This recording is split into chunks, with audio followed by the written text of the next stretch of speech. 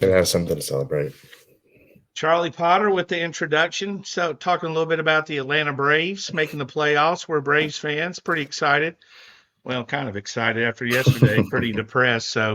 But welcome to the show, Bama Online and Alabama fans. We're glad to have you. My name is Tim Watts. I'm the site publisher. With me is Charlie Potter, who is our team extraordinaire. Keeps the fancy hats on, but we're here to talk about Alabama sports, what went on, what we can expect in the future. Later on in the show, we'll have Blake Byler joining us. He's our new team guy. Jimmy Stein, who does team also, dips his toes in recruiting. Andrew Bone, who's our recruiting editor, also messes with the team. And Joseph Hastings, who's our recruiting editor. So you get recruiting analysts. You get everybody here. We enjoy y'all being here. And Charlie, let's talk Georgia. Tell me about that atmosphere. I got to know. You were there. You cover a lot of games. How did that game stack up to the You know, previous games? you have a little bit of recency bias when you talk about these things, but it's hard to think of a better atmosphere than what we saw on Saturday night. You know, Blake and I got to the game super early because of the security. Honestly, though, pat them on the back. It was a pretty smooth operation, all things considered. But I think everybody had a heads up on that, so the stadium Yeah. was full probably at least 30 minutes before kickoff, and then you could just tell people were chomping at the bit for that game, with it being a packed house for pregame warmups. And the way Alabama started the game, I mean, the place just erupted multiple times. I think had they gone up 35 to nothing or 35 to 7, it really would have exploded. It was electric. And then, you think the first half couldn't have gone any better. And then the way that Georgia kind of roared back in the second half, but the way the game ended with Ryan Williams' touchdown and Xavier Brown's interception, I think just Avery Johnson tell it two halves. It was a wild experience, and we talked about it last week on this show, and then on the show that Jimmy Blake and I did. There's a lot of hype surrounded that game, and I think though it lived up to it, no doubt. Yeah, I think storybook, and I know Alabama fans might be disagreeing with me to some extent, but from the plot lines you wanted to win the game that way, right? Because the closeout was like the winning shot in a movie. The I'm not again, this is we talked about this before, but if that was a movie, you and I'd be like, man, it wasn't very realistic. You know what I mean? The phenomenal finish on offense and defense. No, I don't think, especially at halftime, if you told me how that game was going to end, I wouldn't have believed you. But Yeah. I think, I mean, I think Alabama fans would have been fine with the blowout that it looked like it was going to be in the first half. But no, I mean, you gave Georgia hope in the end, and then you stole it right back from them. I think if you're an Alabama fan, that makes you pretty happy. But I mean, you expected this kind of like back and forth heavyweight battle between these two teams, and that's what we got in the second half. Georgia made adjustments. Alabama didn't respond that well to those, and I think though, yeah, it's not quite the Tua to Smitty or the Jalen Hurts in 2018, but to have those two young guys make the big plays at the end, it's hard to be able to predict that one.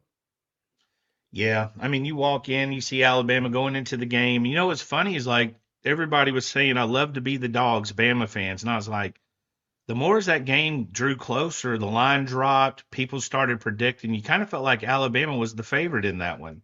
Yeah, I think a lot of people were predicting Alabama. You look at College Game Day; it was a clean sweep. I know that's not Yeah. really an indicator. Honestly, most Alabama fans, when they see that, they start to panic a little bit. But Mhm. I think a lot of people were picking Alabama.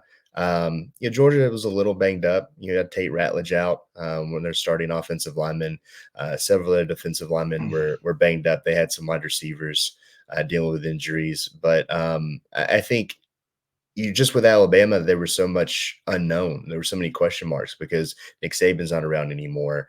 What is this offense going to look like against Kirby Smart's defense? There were just a lot of unknowns, but I think a lot of people still had confidence in Alabama. I think that's going to continue. I think that's only going to be amplified. And I think for Alabama now, yeah, if they lose a game in Kalen DeBoer's first season after this Yeah. big win, people are going to start to be disappointed. So expectations have only been heightened.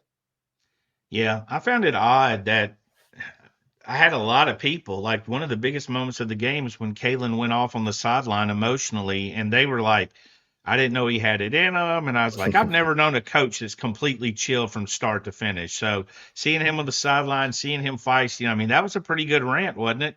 It was, and that's something, I talked with Chuck Morrell, before the game, and, it was kinda just he's been with him since they were teammates at Sioux Falls, and kinda just to get his, perspective on Kalen in these big games because he's coached a lot of these, whether it's you don't really compare Georgia, Alabama to anything he did at the NAIA level, but at Fresno, at, Washington, they've coached in, some top 25, some top 10 matchups, so I think it's a situation where he is that consistent guy, but people don't see that fiery competitiveness that he has. And that's something that I think makes him successful and has made him successful. And you do see some of the surprise a little bit on the sideline. I think, Denzel Duvall and Josh Chapman were maybe the funniest Yeah. moments of that interaction. But no, Kalen was asked about it yesterday. I think a lot of the players are probably going to be asked about it today for the first time. And I don't know if they would be necessarily shocked by it per se, but I think that they definitely enjoyed it. I think he was also right in being upset that there was no Sure. call for pass interference. It seemed pretty obvious there. Yeah, so Bama moves to number one. The BOL roundtable instantly said they don't like it. I got a different feeling here. I think this team, very similar to Nate Oates, I think they relish it. I don't think, I mean, and also, I was saying that if Alabama's number three, people aren't going to go, well, they're just number three. You don't have to worry about Bama. They're getting the best game ever. And proof of that is Georgia wasn't number one. They had fallen to number two, but Bama sure played them about as hard as they could. Yeah, I think for this team, they've been doubted kind of all off season ever since January 10th when Nick Saban decided to retire in that team meeting. I don't think these guys it's going to go to their head necessarily. Now we'll learn a lot this week. I think the month of October we're going to learn a lot about this team. We'll see how they respond to the success going up to Vanderbilt in a game that they should win pretty convincingly. We've seen Alabama already kind of try to ready for that.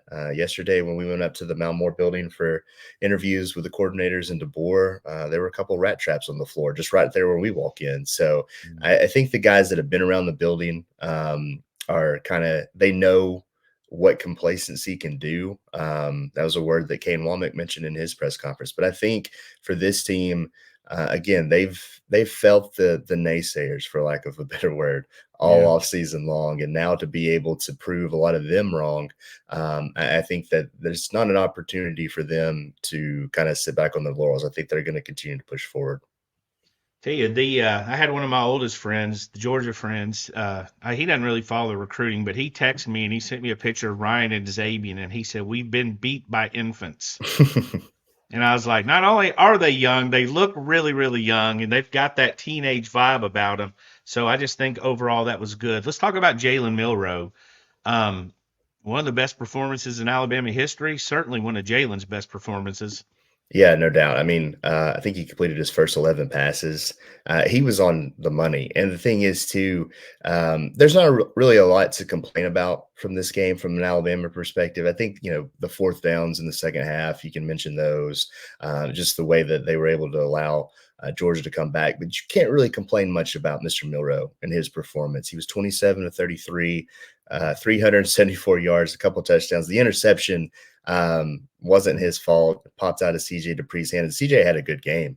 That was just kind of a bang bang play there. But then to also rush for over 100 yards and have two touchdowns. Yeah, Jalen was electric. And I think I don't know if this is necessarily the Heisman winning game because there's a lot of people that have had good seasons up to this point, but this has certainly put him firmly in the mix. I think if he's not among your top three right now, I don't know what you're doing. To be able to lead a team to a win against Georgia and to do so in the way that he did, you really only had 6 incompletions against that defense. And the intermediate passing game was there. The deep shots were there.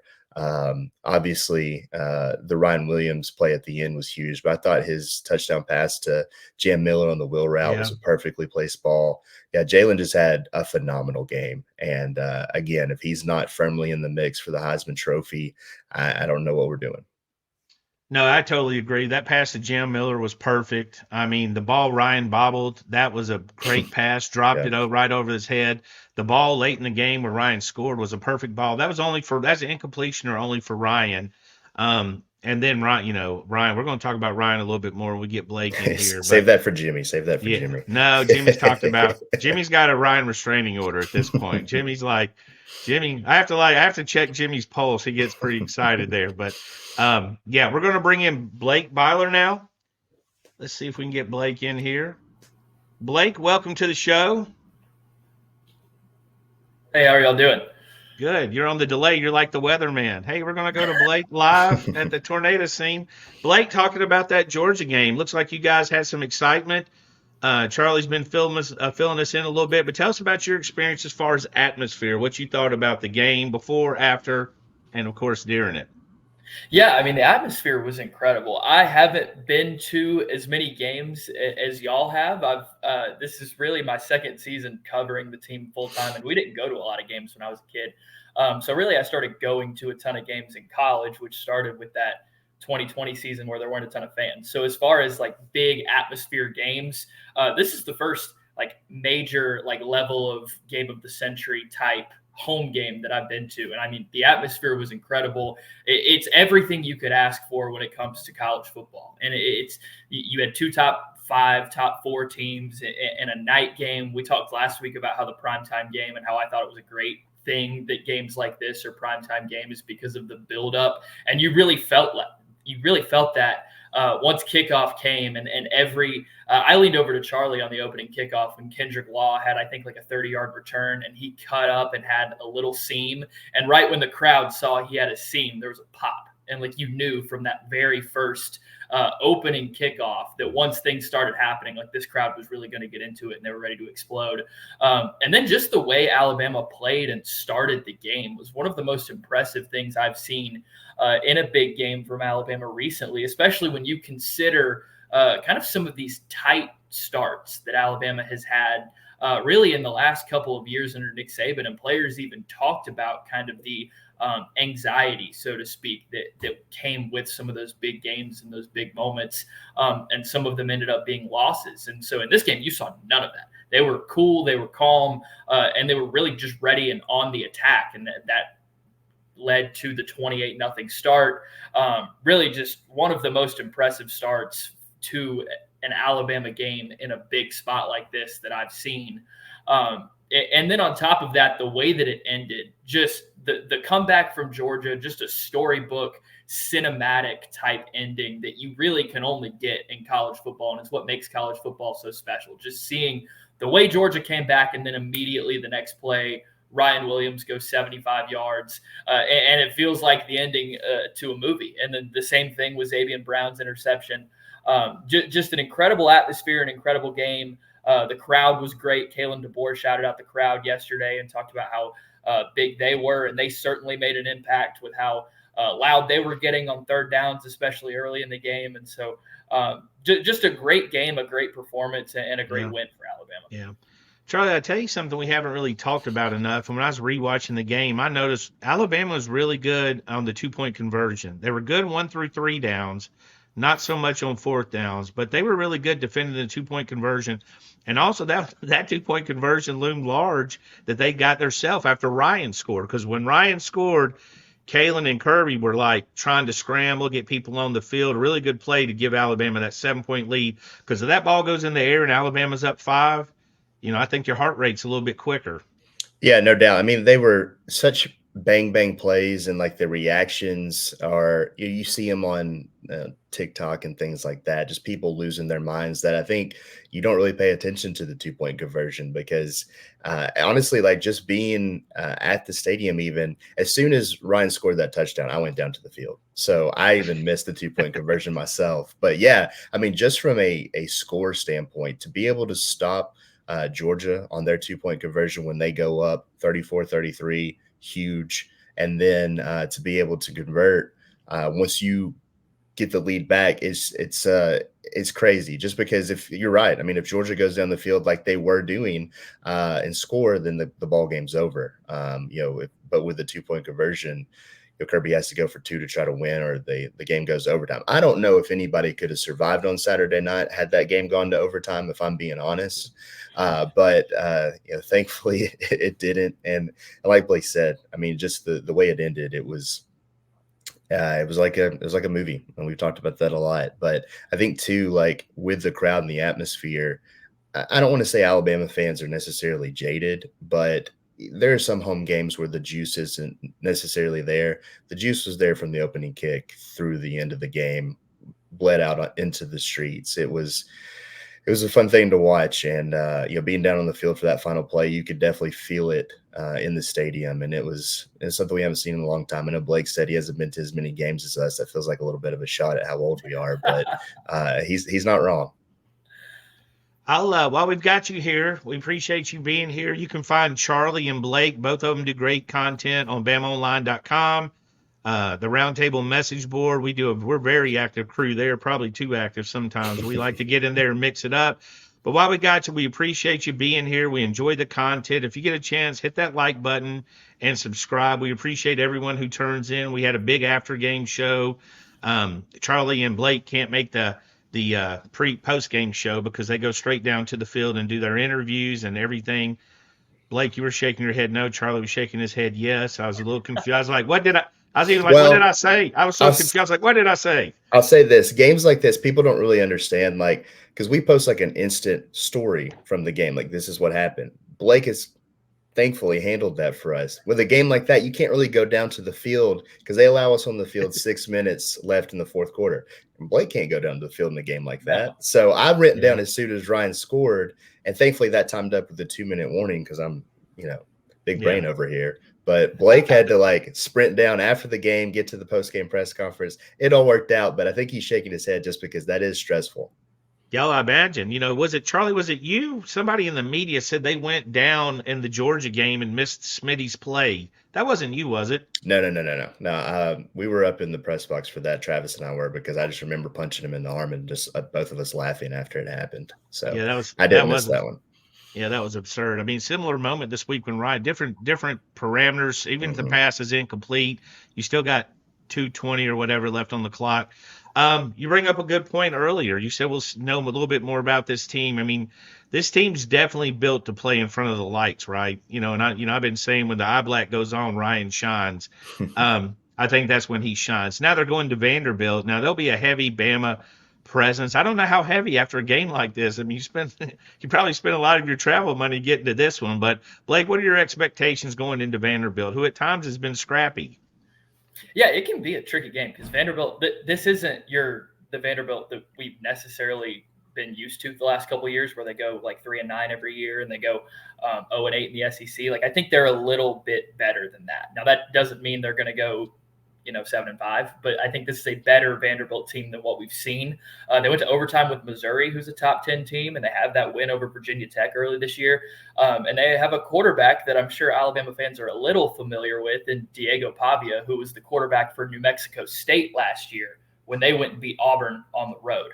So they've got a quarterback who is a dual threat. He can do things with his legs. Kane Womack talked about him yesterday, kind of how dangerous he is. I think that's actually a nice test for this Alabama defense after they played Byron Brown at South Florida a couple weeks ago, and he kind of gave them trouble on the ground. So this will be a nice test and a nice, it should be a letdown spot theoretically whenever you have a big win at home and then you go on the road against a team that, like you said, Tim, is scrappy. But this is a chance for them to show, kind of like we've seen with the mousetraps on the floor and the way Kane Womack talked about complacency yesterday. This is their chance to show that they're not going to let the number one ranking and the big win, they're not going to let themselves become complacent by going out and taking care of business. And don't get me wrong, Alabama's the better team here. They're going to be, I don't know what the line is. I think they're probably going to be favored by 24. Yeah, I was going to say over 20 points in that game. So they should go in and win handily. And that's what I expect. I expect this team to do that because they don't seem like they've really been affected by any outside noise or things like that. This seems like a very laser focused group, but they have an opportunity to build on what we just saw and show that they're not going to be complacent, that they're going to stay focused on the task at hand. Charlie, do you ever go into this game and not think about the Bama, you're next? I mean, we see that a lot. I saw it yesterday twice on my timeline, and 59-0, Alabama just ramming, and that was so bad that back then we had I can't remember, was it Charles Power? Was it you where we did the feature on all the hot takes that Vandy had a chance to win that game? You did a photo feature. You took screen. It was you. Definitely one of it. We took screenshots of everybody saying, this is a game. Watch this game. Trap game. And I remember telling you, hey, screenshot this because when we put this up after this game, we're going to go ahead and highlight them. And we did. We had them because there was a lot of heat going into that Vanderbilt game, if you can remember. Yeah, what did they beat? K-State the week before. Yeah. And we're hyped. And then the thing I remember most about that game is the players being kind of pissed on the sideline because Nick Saban wouldn't let Ronnie Clark score a touchdown at the end. So they wanted to hit 60 points in that game. I think for this one, I don't know if it's a little different. I think it's more the focus is on Alabama and how did they respond after a big win. I do know, Vandy plays better at home because their first two games of the season were won in Nashville, and then week 3 they lose to Georgia State. So it's still this Vanderbilt team can still Vanderbilt. I think that's the big thing here. But we'll learn a lot about this team and the maturity of this team moving forward. But I think the leaders have done a nice job. I think guys like Tyler Booker, Malachi Moore, Jalen Milroe, Deontay Lawson will help these young guys to be able to come back down to earth a little bit because you mentioned something earlier because at Vanderbilt it usually is a home game on the road. But, I've been out in Tuscaloosa on Sunday and Monday, and this town's dead. People are still recovering from the weekend. So we'll see if they've got any energy left to make the trip up to Nashville. But if they do, it's not going to be a raucous road environment. I don't even know how many fans that stadium can hold because of the construction. But I do think that these Vanderbilt games do get hyped up a little bit, and usually Alabama smacks Vandy right in the mouth. So if they can do that, I think that'll be a big telling point of what this team can be moving forward. Well, Charlie and Blake, thank you. And for everybody watching the show, we'll have a game preview. Charlie Potter, Blake Byler, and Jimmy Stein will preview the Vanderbilt game, and we'll talk a little bit about that. Also, we'll have a post-game show. Thank goodness. I mean, there's a lot. We do that post-game show I committed to. And, I mean, after a game like that, you got to hop on horse at 11:30 and you got to run that thing out. I mean, luckily I had high-energy Joseph and Jimmy with me this week. Andrew was at the game, but Andrew will be joining us on other things. But we look forward to seeing you guys. And right now we're going to welcome in Andrew Bone. Hey, What's up, Andrew Bone? How's it going? How are you doing? Let me get Jimmy Stein in here as well. Jimmy Stein, we are welcoming y'all in. Where y'all's ears? You're like a DJ operating that thing. I am with bad records to play. I got a little scratchy record. I got to get some new young ones. Joseph and Byler, they're our new ones. But guys, welcome to the show. We talked to Jimmy after the post-game show. Andrew was there live. Andrew, you're a longtime Bama fan. Haven't got your thoughts yet. Why are you mobbing your head? I'm not literally a DJ. What are you? I'm hearing the beats, man. Oh, are you? Am I spinning it? Am I dropping bars? Oh yeah. Somewhere Joseph Hastings just rolled his eyes. But Andrew Bone, tell us, you were there. Tell us a little bit about the game atmosphere. Honestly, we've talking about it. It's Tuesday. I don't think you can talk about it enough because it was that much fun, that much a bit awesome between all the NBA players, Bama basketball players coming back, Julio Jones, the football players coming back, the recruits, everything that went on. Tell us about your experience. Well, it was fun. I mean, it was a fun atmosphere, fun game. I mean, it was packed, obviously. We got into the stadium pretty early. I think probably about maybe 2 hours before kickoff. Yeah. And I think it was one of the first games that I can remember, going in and having to walk through TSA. I don't think I'd seen that before. So it was, it wasn't too bad. But, getting inside, it was loud throughout the entire first quarter, probably the entire first half. Probably got a little quiet at halftime after it was 30-7. I think people just assumed that Alabama was going to just pull away and cruise to an easy second half, victory. But Kirby Smart Georgia had that team prepared for the second half. They came back, they fought, and that fourth quarter, really those last 9 minutes where it was the most competitive part of the entire game, because you had all one-sided for Alabama in that first half, and then it was Georgia in that third quarter and a little bit in the fourth, and then it was just bam, bam, bam, bam, bam, and it was about as much fun and exciting of an atmosphere that I can remember at Bryant-Denny Stadium.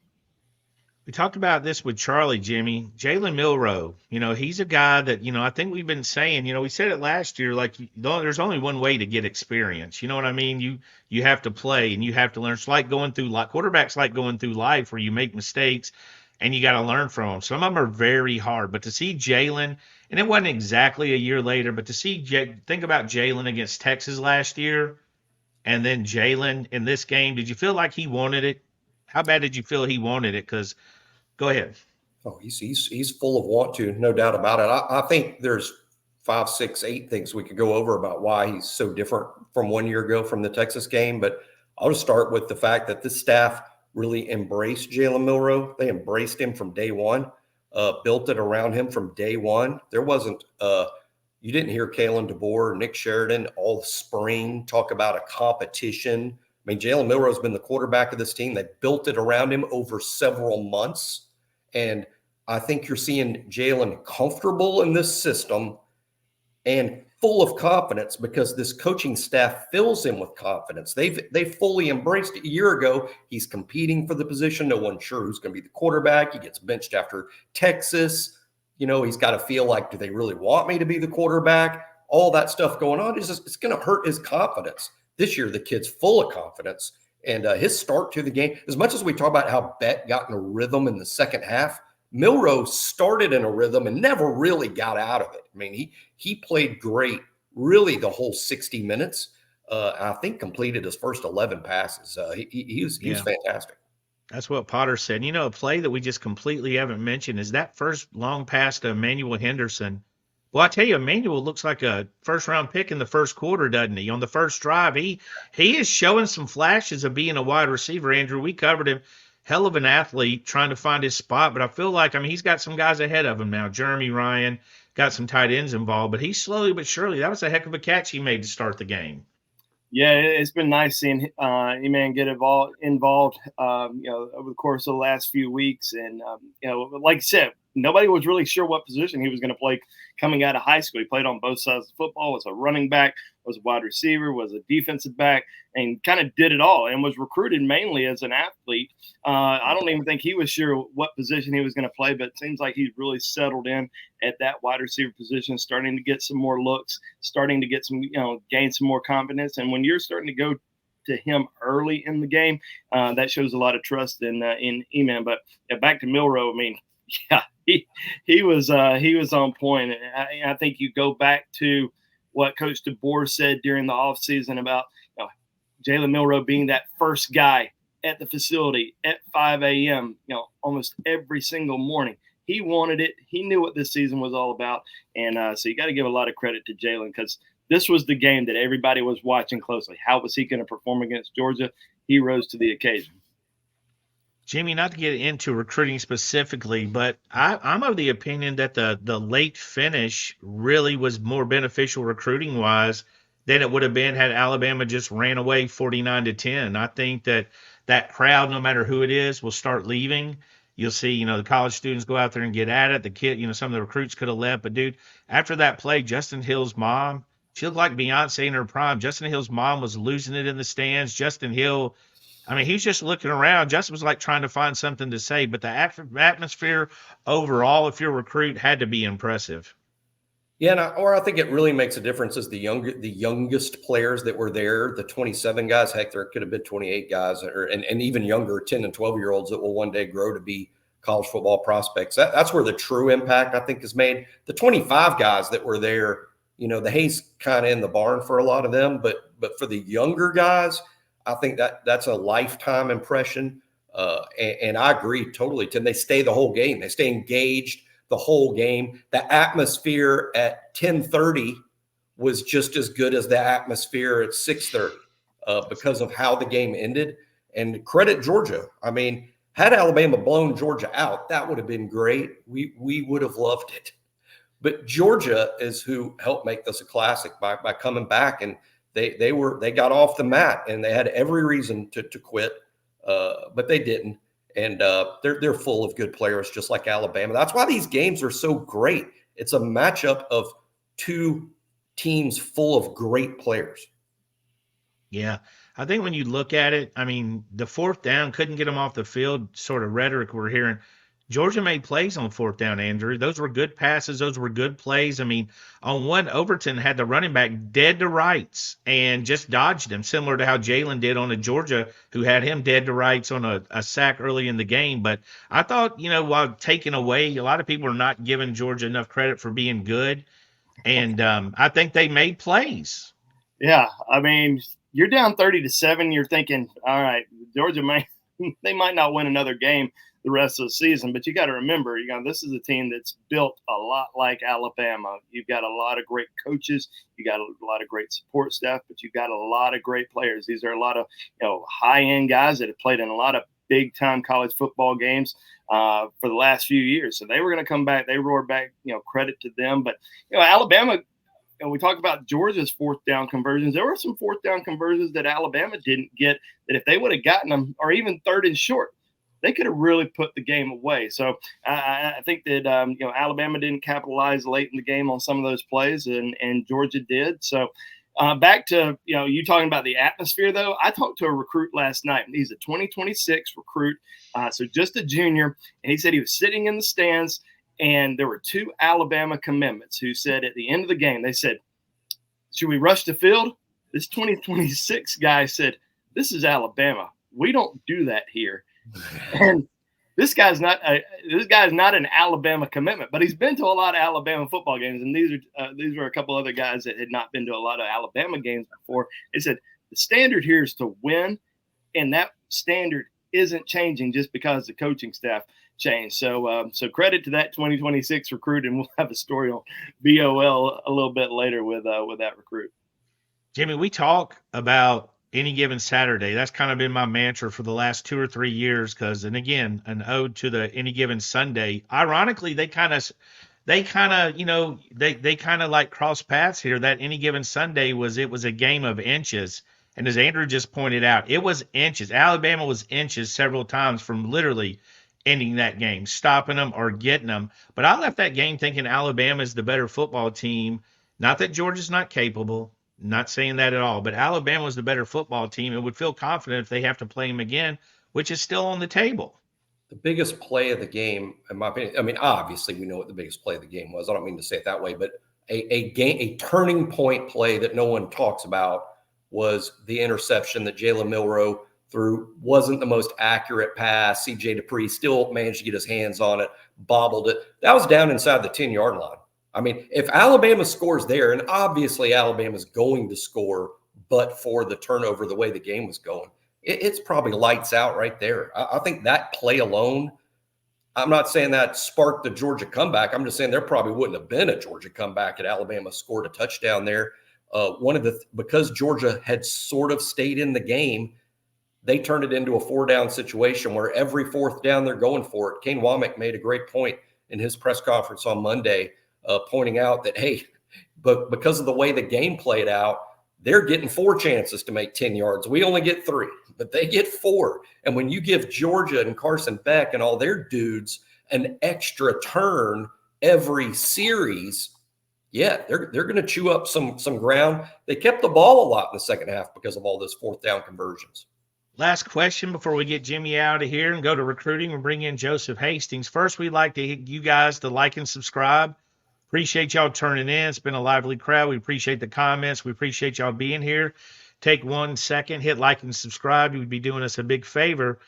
But here's the thing. Last question for you guys. So we said going into this game, it wasn't a must win. And that doesn't change by the fact that Alabama won. But we also said Georgia probably needed a little bit more. Why? Because they got to go to Texas. So if you lose to Bama and go to Texas, that's a tough win. Not that they can't pull it off, but that would be a tough place to win. If you lose that one, you got 2 losses and everything's, up in the air. They also play Tennessee and Ole Miss. Speaking of any given Saturday, Ole Miss, Kentucky, ouch. But Andrew, your thoughts on Georgia's road right now compared to Alabama, the relief one must feel, and a little bit of urgency the other one must feel. Yeah. It's gonna be a tough game for Auburn this weekend against Georgia, because I assume that Georgia is gonna be pretty fired up, ready to go full attack against Auburn this weekend. But yeah, it's gonna be a tough road for them, just because you have the Tennessee game at home, which is good, but then you go to Texas, you go to Ole Miss. Those are some very tough road games, especially, think back to the Ole Miss losing to Kentucky. I mean, that's going to be a must-win game for Ole Miss. So it's a must-win game for both of those teams, when they play against each other. And then, with Alabama, it was a huge win because you still got to go to LSU, still got to go to Norman, still got that huge game in Knoxville next month. So good to get that big win against the Bulldogs. Jimmy, switching to the final one, Kentucky beats Ole Miss at home. I mean, this has kind of been that's kind of been the MO with Lane every year. There's a lot of preseason hype. I let you turn it loose on Saturday night with a pretty strong rant about Ole Miss getting a lot of their better than Bama. They spent a lot of money in the NIL, got a lot of experienced players. I mean, they lost a big game. And then Auburn, almost to some extent, just gave a game away against a team that couldn't move a ball. So, SEC, your thoughts on where everything stands right now? Yeah, Ole Miss, I could probably set off on a rant that would ruin the timeline of the show, so I won't do that. But if Ole Miss comes up short at South Carolina Saturday, which is a real possibility, and that's their second loss, they hadn't even got to Georgia yet, and other games that they could lose. I'm going to point to Texas A&M in 2021. Probably an even better analogy is Florida State in 2024. Building your team through the portal is dangerous. It's almost like dealing cards. Sometimes you're just going to be dealt a bad hand. It might look good. It might look good going in, but those kids, they haven't been built in your culture. The portal is best to supplement the roster that you're building from high school talent that you recruit and that you coach into your system. I think Ole Miss may be finding out that building a team through the portal can be really hit or miss. Yeah, and I think when you look at it, I mean, I'm curious to see South Carolina. I think they're getting their starting quarterback. I think I saw that this morning. I haven't confirmed that, of course. I mean, I was waiting on more reports. But that's a tough place to play in any situation. But also, you brought in a bunch of guys that aren't really, again, the culture. They're there for a reason. It's, a lot of times it was the NIL reason and coming in. How are they going to react on the road? How competitive is that game going to be? Because we know South Carolina, we know Shane Beamer will have them ready to run through a wall. Anyways, appreciate you, Jimmy Stein. We're going to bring in Joseph Hastings. You can find Jimmy Stein with the rest of the BamaOnLine team staff, obviously at BamaOnline.com and on the BOL Roundtable. Jimmy, Blake Byler, and Charlie Potter. Can't forget him or I'd be in a lot of trouble. So, Jimmy, we appreciate it. We'll see you later in the week. See you guys next week. See you, Jimmy. Welcome in, Joseph Hastings. How are you doing? What's going on, guys? Just chilling. Just relaxing, everybody. We're doing pretty good. Me and Andrew haven't embarrassed ourselves just yet, but we were saving it for you. Give us some time, yeah. I'll obviously, we're recruiting guys primarily. We're all fans of sports and all, that's for sure, but recruiting guys, and we were looking forward to this weekend. Had a ton of coverage before, ton of coverage after. Joseph, without getting into specifics yet, just give us the overall thoughts from some of the kids you've talked to. What has been the vibe from the unanimous vibe from these kids? I mean, the environment was one that stood out. Talking with all these kids, the reactions, they just highlighted the atmosphere and how Bryant-Denny Stadium was. They said couldn't get louder than it got on Saturday, and they didn't expect for it to get to that point. Obviously that late comeback at the end kind of helped, and Ryan Williams' touchdown. It was as loud as they've ever heard it. So, that the atmosphere and environment stood out to them, the fan base, how they kept the energy throughout the game. Also the time that the coaches took out to spend with them. That was something that was mentioned as well. Coach DeBoer, his assistant coaches, Courtney Morgan, the entire support staff. That was a big question with 100+ visitors coming into town. Would they be able to get a good amount of time with the coaches? And obviously their focus was on the game and trying to get things ready and all the other recruits in town. But a lot of the commitments and priority targets felt like they got enough time with the coaches. So those were a couple things that stood out to me. Andrew, a guy that we're more sure, I'm kind of surprised that this didn't catch a little bit more buzz, but Michael Carroll. I mean, Miami made a strong push. I don't know if it's because he's an interior guard. I don't know what it is. He didn't get the same drama as a lot of the skill players were. Certainly not A.K. Deere, Caleb Cunningham, or whoever, who we'll get into later on. But huge visit, huge priority, and was finally able to make his way back to Tuscaloosa for a game. I think that was because IMG had to cancel their game. Is that how that ended up happening? Tell us that story. Yeah, so he wasn't originally supposed to visit Alabama last week, but he got approval from IMG. IMG, they have to travel back with the team to Florida. So he got approval from the coaching staff that he could leave the Central game, go to Tuscaloosa, but then the game ends up getting canceled. They were still able to work it out. So the whole family who lives in Pennsylvania was able to fly down. Mike and his younger brother Liam came up from IMG, so they were able to experience their first Alabama game. And as you mentioned, this is a guy that has taken a visit elsewhere to Miami, and there's other schools that are still pursuing him, hoping to get him on campus at some point. But this was a great experience for him to be able to get back to Tuscaloosa, be around a lot of the current players, some of the other commitments in the class like Keelan Russell, Mike DeBose. He met Ty Haywood, another 5-star offensive lineman, this weekend for the first time, and continues to get comfortable around those guys. But it was it was a great experience for him. We have a really good interview with his father, Mike, who shout out to Mike, because Mike had a 30-year anniversary at Penn State. He was a linebacker at Penn State. 30-year anniversary for the Rose Bowl for his Penn State teammates this past weekend in Happy Valley, and missed it to come to Tuscaloosa, and seemed like they had a really great time overall.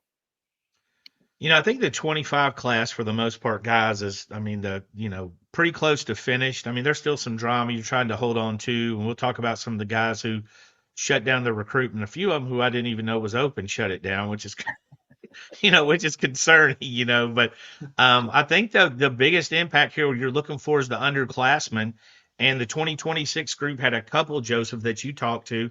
Anthony Tank Jones, a 5-star Wolf target from Mobile, Alabama, and Kalen Morgan from Benjamin Russell, a 6'4" wide receiver from that area. Tell us a little bit about both of those guys. We've got interviews at BamaOnLine.com, and just tell us the impact this game had on those two.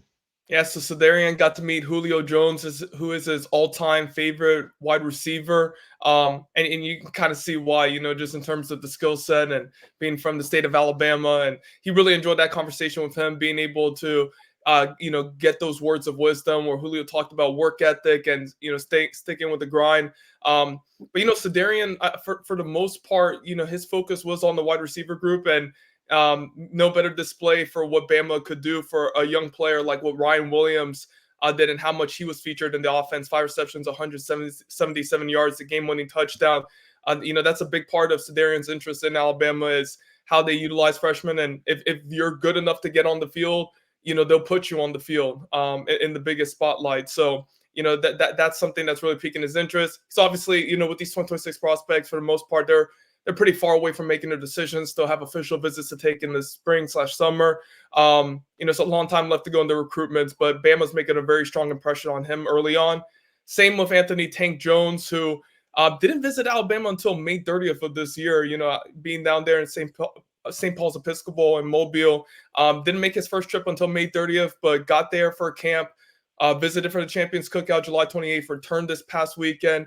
Probably going to be back on campus, would imagine, for the Iron Bowl on November 30th. He's also strongly considering Auburn.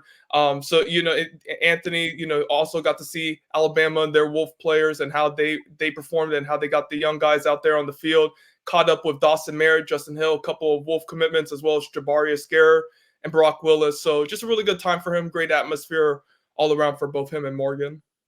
So, Andrew, maybe the biggest drama, I don't know if it's the biggest drama, it's the biggest Bama Online roundtable message board discussion, is Caleb Cunningham, who you spoke to, got a good interview. Caleb has been a guy now. It's kind of funny. Ryan did this last year. Ryan said, I'm committed to Bam. I'm going to take visits. I'm going to enjoy the process. And everybody just assumed he was full of it, right? I think just from years of, and part of it's me and Andrew's fault. We're pretty much created or certainly put the word out there that you follow the visits, So we say that and all these kids start taking visits, it came back to, we didn't know 20 years ago it was going to bite us in the butt, but here we are.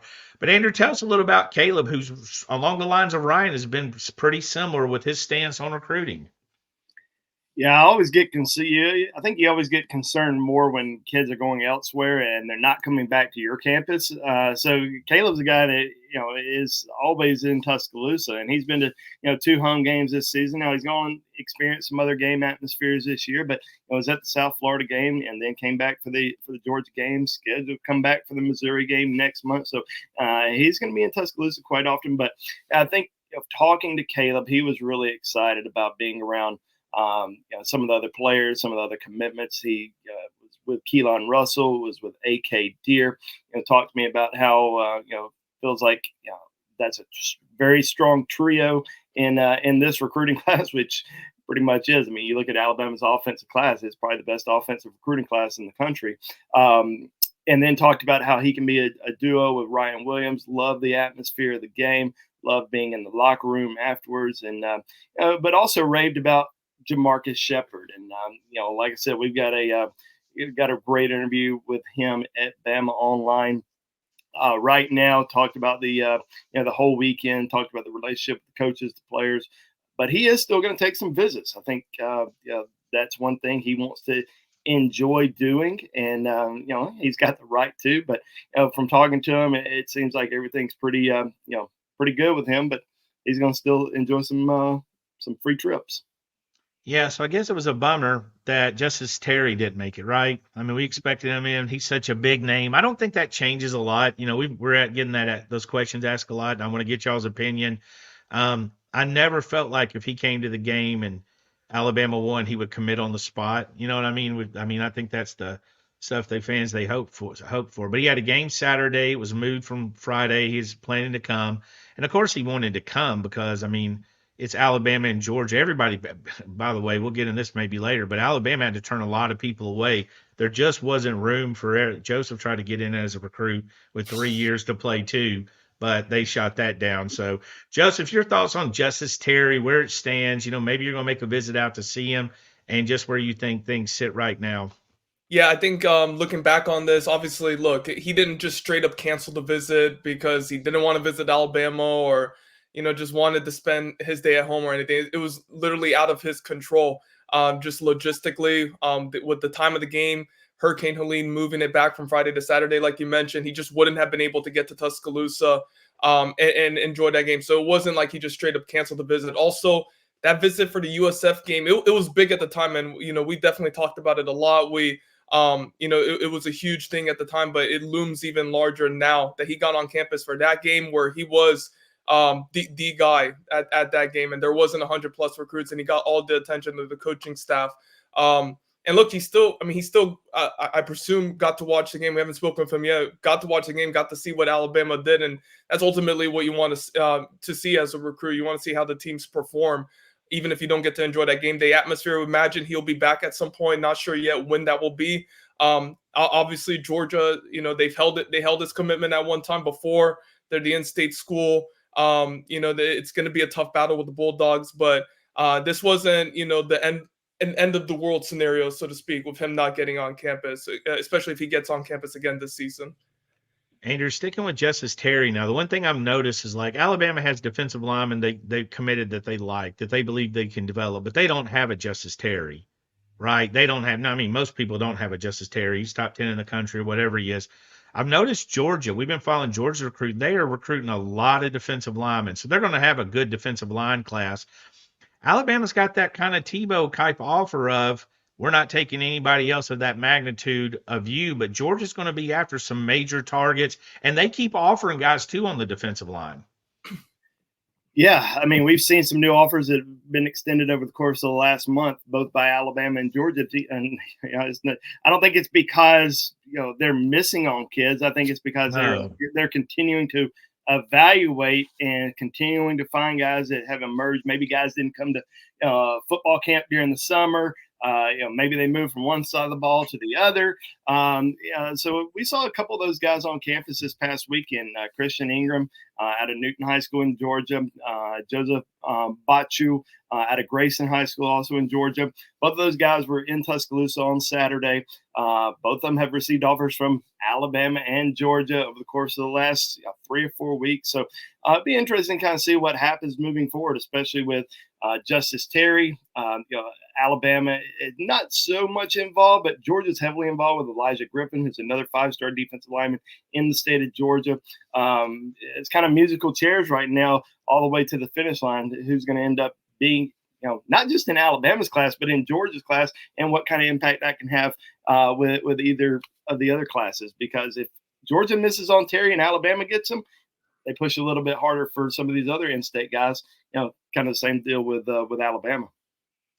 I guess after that 2020 year, dominoes is out, but this is kind of the domino effect. I mean, I think that's one thing about recruiting at any point, but especially this late in the year. You can have 5 defensive linemen. There's some kind of pecking order, and it's not 1, 2, 3, 4, 5. 2 might be good enough to take if he's ready to go. It might be a group of 3, and then a third part, and then another group, and then the final guys at the bottom. You want to make sure you fill that spot. Joseph, Ivan Taylor, you went out and saw him not long ago, probably going to his game tonight. Have a good update for us tomorrow.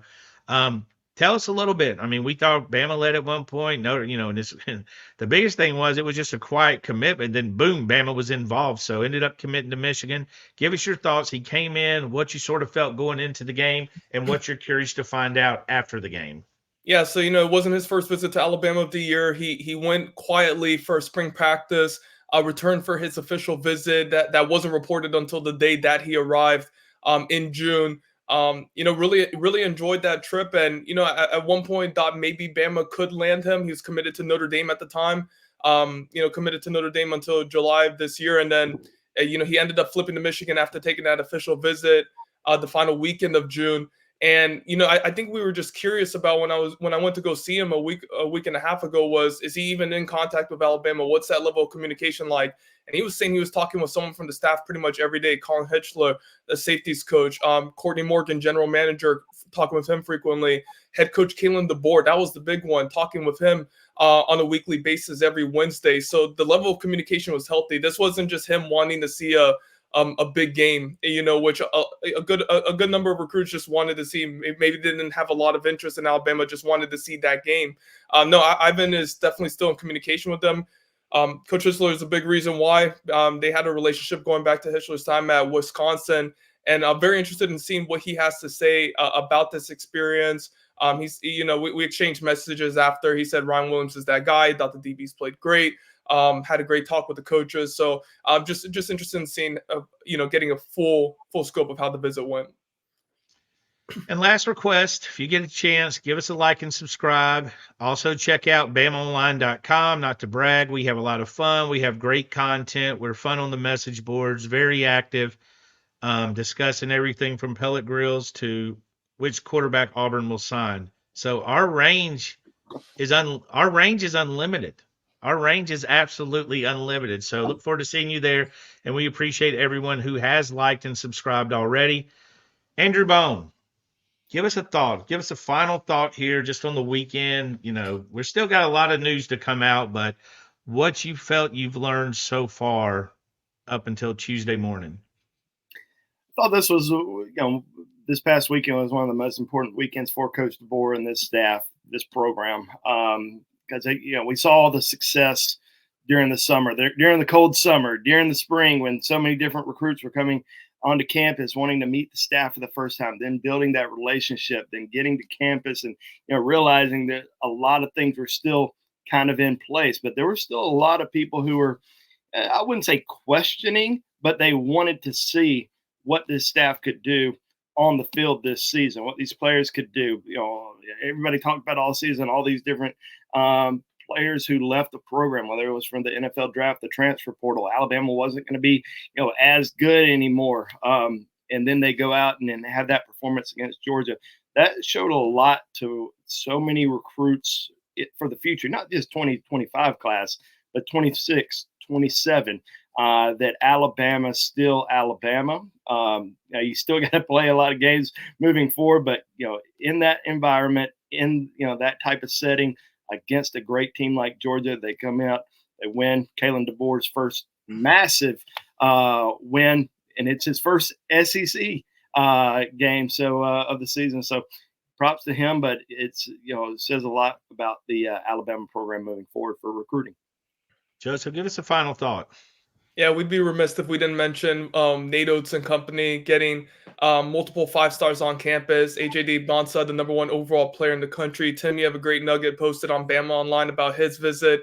Braden Burries, another 5-star in the 2025 class. And also Caleb Holt, an Alabama native, now at Grayson High School in Georgia. They visited, and man, just the level, the high level of recruiting that Alabama is at right now, putting themselves in the mix for these types of recruitments, even turning down visits from highly ranked prospects, because of just how things are going with what they're doing. I think they have the #6 class in the country right now with London Jemison, Amari Allen, 2 top 70 overall prospects, and I'm interested to see how things play out the rest of the way with this class. They signed the #3 group last year, recruiting at a high level. Preston Murphy, he's just done an exceptional job since arriving on the staff last year. So yeah, just shout out Alabama basketball and what they're doing with recruiting. My final thought is this. The old rap lyric, California knows how to party. Kalen DeBoer and them know how to host visitors. Courtney Morgan, Kalen DeBoer, every coach, everybody in the back office, Ashley Kimbrell, Denzel Duvall, I'm forgetting 50 of them. But it starts with Kalen DeBoer and Courtney Morgan, and it goes down to the end because everything was incredible, I thought, from visitors and people coming back and every single thing. And we saw this in the summer, right? We saw this when the feedback was so good that people had such a good time. But I think they completely capitalized on this opportunity to host this game. And I don't think anything really could have went better. With that final thought, we're going to get out of here. I'm Tim Watts. Red shirt is Mr. Andrew Bone. Say goodbye, Andrew Bone. Goodbye, Andrew Bone. See you, Andrew Bone. Joseph Hastings, we appreciate all y'all coming on the show. Joseph? Goodbye, Joseph Hastings. Yes, one day I will say both of those things will be true. So anyways, we look forward to seeing you. We're going to try to do a recruiting show later in the week, see what pops up. In the meantime, you can catch us at BamaOnline.com, and we appreciate you for viewing. Thank you and have a good week.